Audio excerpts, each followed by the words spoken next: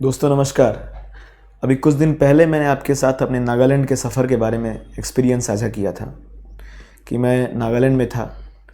तो मेरे पास कुछ कमेंट आए और कुछ फ़ोन आए कि आप तो मणिपुर में थे। मैंने उस वीडियो में साफ साफ कहा है कि मैं ऑफिशियली मणिपुर में था, जोग्राफिकली मणिपुर में था, लेकिन जो वहाँ की डेमोग्राफी थी वो नागा आदिवासी लोग थे, तो मैं नागालैंड बोल दिया था।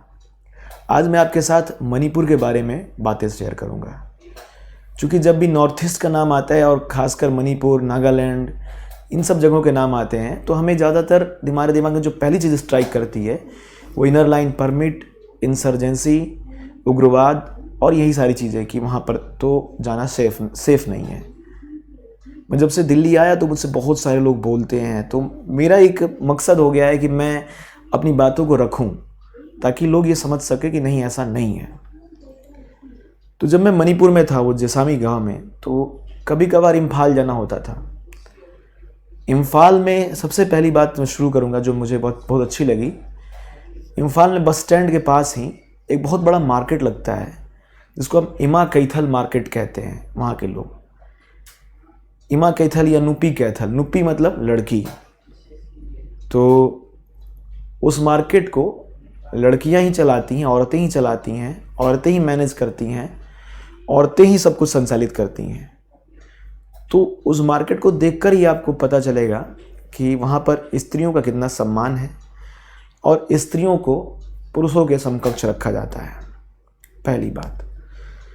दूसरी बात कि आपने जो गूगल पे, आर्ट एंड कल्चर पे या इन्वायरमेंट में पढ़ी होगी कि वहाँ पे लोकतक लेक है और केबो लेमजाओ नेशनल पार्क है। जब आप लोकतक लेक जाएंगे तो वहाँ पर आप उसकी खूबसूरती को देख करके बहुत ही आनंदित होंगे। इसके अलावा लोकतक लेक वहाँ के लोगों के लिए हाइड्रो इलेक्ट्रिसिटी प्रोवाइड करने का काम भी करता है। वो बात और है कि वहाँ की हाइड्रो इलेक्ट्रिसिटी जो जनरेट होती है, वहाँ के लोकल लोगों का ऐसा मानना है, कहना है कि वो दूसरे राज्यों को भी चली जाती है। लेकिन आपको जब भी आप इम्फाल जाएं तो आप लोकतक लेक देखें ज़रूर, केबुल नेशनल पार्क भी देखें। दुनिया का सबसे पहला, मतलब दुनिया का एकमात्र ऐसा नेशनल पार्क है जो फ्लोटिंग नेशनल पार्क है, क्योंकि ये फुमदी पर बना हुआ है। आप इन्वायरमेंट में पढ़ेंगे तो पता चलेगा फुमदी क्या है।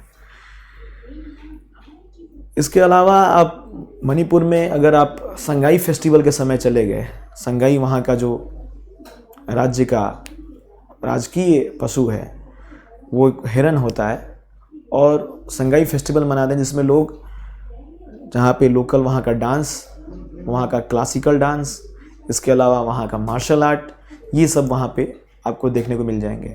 सबसे बड़ी बात है कि उन सब चीज़ों में आपको मणिपुरी शॉल, मणिपुरी नागा शॉल भी बहुत फेमस है। नागा शॉल काला काला होता है और वो ऐसा मानते हैं, और महंगा बहुत होता है। मणिपुरी शॉल भी बहुत अच्छा है। उसकी अगर वो मशीन से नहीं बनी है, अगर हाथ से बनी है तो बहुत दिनों तक चलती है, क्योंकि वो मेहनत से बनाते हैं लोग और अच्छे धागों का प्रयोग करते हैं। तो संगाई फेस्टिवल में आपको बहुत सारी चीज़ें मिल जाएंगी, मतलब जो आर्टिफैक्ट्स हैं वो, और जो हाथ से बनाई हुई चीज़ें हैं। इसमें दो तीन चीज़ें हैं, जैसे थांगटा मार्शल आर्ट वहाँ का है, जो कि मणिपुर का लोकल मार्शल आर्ट है। इसके अलावा वहाँ के लोग ऐसा मानते हैं कि पोलो की शुरुआत जो है वो मणिपुर से ही हुई है। मणिपुर से ही पोलो की शुरुआत हुई है, जो बाकी देशों में, विदेश में फैल चुकी, अंग्रेज़ों ने उसको फैलाया है। फिर जो रग्बी है वो भी वहाँ पे खेलते हैं लोग। तो मणिपुर में खेलने को लेकर के बहुत ज़्यादा उत्साह है। अगर बच्चों से पूछा गया, मैंने कई बच्चों से पूछा कि आप क्या करना चाहते हैं, तो उनका उस समय मैरी कॉम बहुत चर्चित थी, अभी भी हैं, तो बहुत सारे बच्चों का यही कहना था कि हमें बॉक्सर बनना है, हमें फुटबॉल खेलना है। फुटबॉल को लेकर के जो क्रेज़ नॉर्थ ईस्ट में है वो शायद कहीं नहीं है, मतलब भारत में, और शायद कहीं नहीं है। वो छोटे छोटे पहाड़, उसी में फुटबॉल खेलते हैं लोग, इतनी मजबूत पैर, इतना दौड़ते हैं, इतनी स्टेमिना कि आप देखकर दंग रह जाएंगे कि कितना खेल के प्रति दीवानगी है बच्चों के प्रति।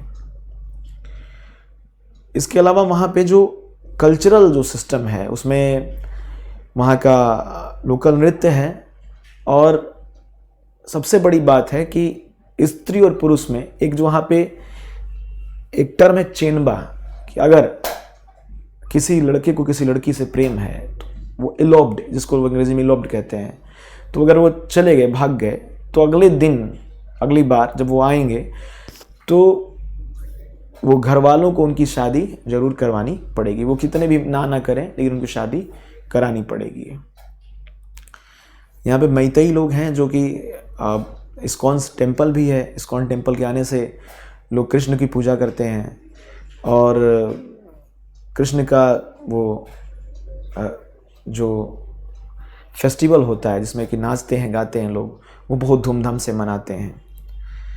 रास लीला जिसको कहते हैं, रास लीला, वो बहुत धूमधाम से मनाया जाता है। उसका रथ यात्रा निकलता है। अब जैसे जगन्नाथपुरी में रथ यात्रा निकलता है, वैसे मणिपुर में भी एक रथ यात्रा निकलती है। तो वो कृष्ण की जो भक्ति है वो मणिपुर में है। अब इसके इतिहास में मैं नहीं जाऊंगा, ये थोड़ी बहुत वहाँ की कल्चरल चीज़ें हैं। अब इसके बाद मेरा अनुभव क्या रहा वहाँ पे। जब मैं इम्फाल गया था तो वहाँ पे मुझे देखते ही एक व्यक्ति ने पूछा कि सर आप तो आईबी में थे ना, और आपको मैंने वहाँ पर देखा था। तो मैंने कहा मैं तो आईबी में नहीं था, लेकिन उसने कहा नहीं मैं आपको देखा था, बड़े श्योर सर्च करके आपके बाद ऐसे थे वैसे थे, आपके बच्चे बड़े हो गए, कैसे हैं बच्चे। अब पता नहीं मुझे देख करके उसको ऐसा क्यों लगा। शुरू में मुझे लगा कि वो जानना चाहते कहीं मैं आईबी में तो नहीं हूँ, और शायद यही रीज़न है कि उसको ये पता हो कि आईबी में तो नहीं हूँ। जैसे उन लोगों के मन में ये था कि आईबी और आर्मी थोड़ी उनसे दूरी लगा के रखती है, थोड़ा दूरी बना के रखते हैं। लेकिन अब सिचुएशन पहले की तरह नहीं रह गए हैं, और सिचुएशन काफ़ी बदल चुकी है।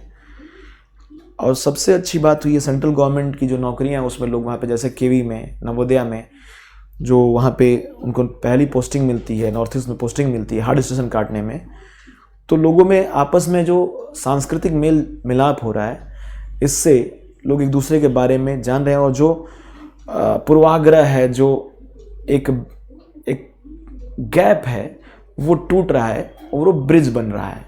लोग एक दूसरे से अपने बारे में साझा कर रहे हैं, और लोग वहाँ पे अपने घर खाना खिलाने, उन लोगों को अपने फेस्टिवल में शामिल करने, जो नॉर्थ इंडिया के लोग हैं उनको ले जाते हैं, दिखाते हैं, और अपने बारे में सब कुछ बताते हैं। दोस्तों, अगर आपको मणिपुर जाने का प्लान है तो आप दिल्ली से इम्फाल की फ़्लाइट पकड़ सकते हैं, या फिर आप दीमापुर जाएं, दीमापुर से आप इम्फाल के लिए बस पकड़ सकते हैं, या फिर आप गुवाहाटी जाएं, गुवाहाटी से इम्फाल के लिए बस पकड़ सकते हैं। तो आप मणिपुर जाकर के एक बार घूम करके आ सकते हैं, देख सकते हैं वहाँ पे कैसा है क्या है। सबसे बड़ी बात है कि मेरा कहने का मतलब ये है कि आप जाइए, घूमिए फिरिए, क्योंकि अभी अक्टूबर में दशहरे की जो छुट्टियाँ आएंगी तो आपके पास छुट्टियाँ रहेंगी काफ़ी। उन छुट्टियों में आप जाइए और एंजॉय करिए। नॉर्थ ईस्ट के जो लोकल डिश हैं उन्हें खाइए। मैंने आपको पिछली बार भी बताया था, इरोम्बा। दिल्ली में कई बार क्या होता है कि जो गांधी विहार, नेहरू विहार, या जहाँ पे लड़के रहते हैं, वहाँ पे एक तीखी गंध आती है और वो परेशान हो जाते हैं। वो ड्राई फिश होती है, ड्राई फिश की वो चटनी बनाते हैं जिसको ngaरी कहते हैं, NGARI, ngaरी। तो जैसे हम लोग क से कबूतर, ख से खरगोश, ग से गधा, ग से गमला, घ से घर, और अंगा से कुछ नहीं, NG, अंगा मतलब कुछ नहीं। लेकिन वहाँ पे NGA का भी वैल्यू है, ठीक है। वो NGA को भी मानते हैं उनके नामों में, जैसे नारांग सांग, ngam ngaiman, इस तरह से वहाँ के बच्चों के नाम थे, तो वो अंगा को भी मानते हैं। तो आप जब पास जाएंगे तो आपको बहुत सारी चीज़ें देखने को मिलेंगी और आप अतुल्य भारत को महसूस कर पाएंगे।